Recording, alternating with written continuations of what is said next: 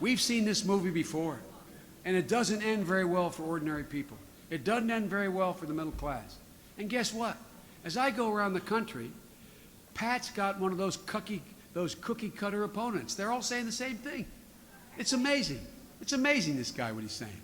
Look, at a time when so many families in Illinois are struggling, Bill Brady's big economic idea is tacking on another $1 billion to a variety of special interests and gifts to the wealthy by eliminating the estate tax.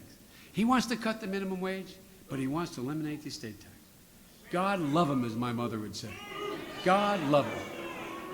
Hey, man, at the same time he says he's going to cut 10% out of every state office budget, he's not saying he's going to look at what works and what doesn't work, what creates jobs and what doesn't. He's just going to cut 10% out of schools, fire departments, police, public transportation. Look, folks, they had a bipartisan budget group look at this. They said that, in fact, his plan would cost Illinois another 128,000 jobs. These guys are all the same.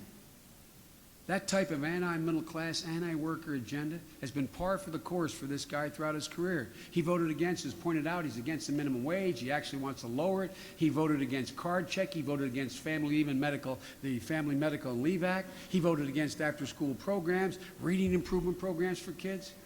I don't know where these guys were raised. I don't know where they come from. Look. It's amazing. I mean, it really is. It's amazing. Look, let's take a look at it. Let's take a look at Pat. You know, I was talking earlier about the mess that President Obama and I inherited. Well, Pat, I think you inherited almost as big a mess. And look what Pat's done in the last year. The guy inherited an enormous budget deficit, skyrocketing unfunded pension liabilities, an economy in crisis, a massive loss of public trust in the governor's office. He didn't complain. My dad used to say, Joe, never complain and never explain. Pat didn't. He got to work. He passed a law giving small business a $2,500 tax credit for every person they'd hire. He worked with the business community to put together 90 different investment packages, creating 20,000 jobs.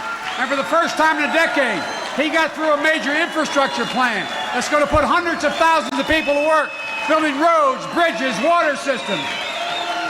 Pat Quinn managed to cut $3 billion in spending from the budget while maintaining essential services. He proposed inside a massive pension reform, saving the taxpayers $200 billion in the next 35. Folks, it hadn't been easy, but he knows how to govern. And it's finally starting to work. The unemployment rate has gone down 8 months in a row in Illinois. We got a lot more to do. The Illinois state economy is growing faster than the national average because of Pat. Ladies and gentlemen, look at the facts, man. Look at the facts. There used to be a mayor of Boston when I got elected when I was 29 years old, a young kid, and there was a mayor of Boston in 1972. And he was running for re-election in 1974. And he looked at the press and he said, look, don't compare me to the almighty, compare me to the alternative. And let's look at the alternative, guys, and ask yourself, who do you trust? Ask your friends. Who do you trust to look out for your children's health and their education? Who do you trust? Who do you trust to take care of your parents' health and security? Who do you trust to protect you from unscrupulous lending practices, the small print that raise your credit card rates and your mortgage payments? Who do you trust to protect your food, your water, the air you breathe? Who do you trust to keep faith with the labor movement and ensure that working men and women get a fair shake? Look, folks, the choice is clear. Our debt to our parents and our grandparents is too great, and our obligation to our children is too sacred not to make the right choice this time. Pat said this is the most important election you voted in. The reason I'm vice president is because of all of you. The reason Barack Obama's president, that was an important election.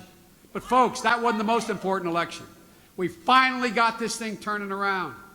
If we let this slip through our hands, it's going to be another decade before we can get this back. Get back. We'll win again, but get back the economy. Get ordinary people an even shot in a fight. Look, so get out there.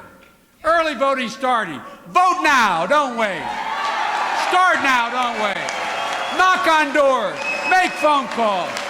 Get behind Pat. You know what the pundits are saying? They're saying you guys aren't ready to do it again. I know you too well. Too much at stake.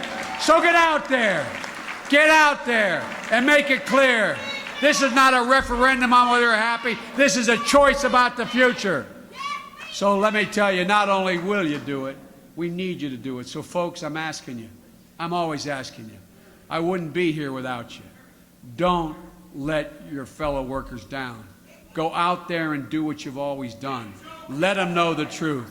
Ladies and gentlemen, I'm more confident than ever that we're heading in the right direction. I'm absolutely confident Pat Quinn is the right guy, and I'm not just saying it. He's the right guy. He's got the right stuff. So, folks, go get him. Get up. Get up and fight back. God bless you all, and may God protect our troops. Thank you very much, labor. Get up.